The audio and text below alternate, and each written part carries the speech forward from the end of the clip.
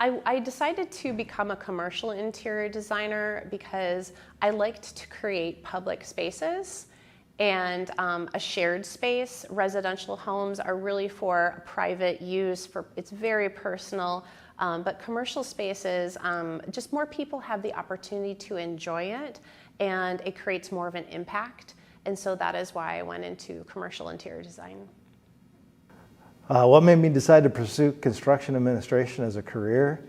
It's actually a bit of an interesting and long story, but I was originally planning to go to med school and work in construction during the summers, and decided at a certain point that maybe med school wasn't the right choice and that I was really enjoying being in construction. The real answer is that furniture design schools were too far away, and I wanted to stay in Wisconsin.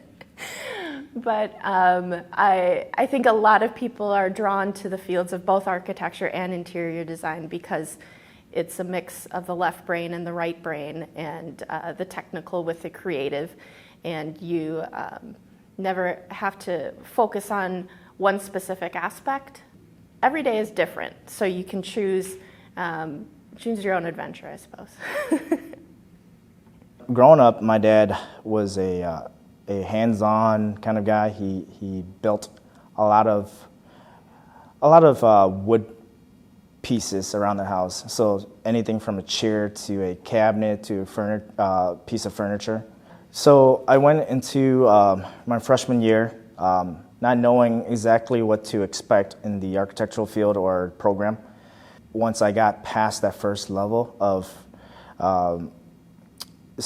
architectural studies, it just occurred to me that this is something that I want to do, something that I want to stick with, because I don't see myself sitting at a desk crunching numbers or anything else besides, being creative and being hands-on, being creative. And then ultimately, once I started visiting these bigger projects that I was interested in, it also showed me that projects that architects design can have a major impact on the surrounding communities.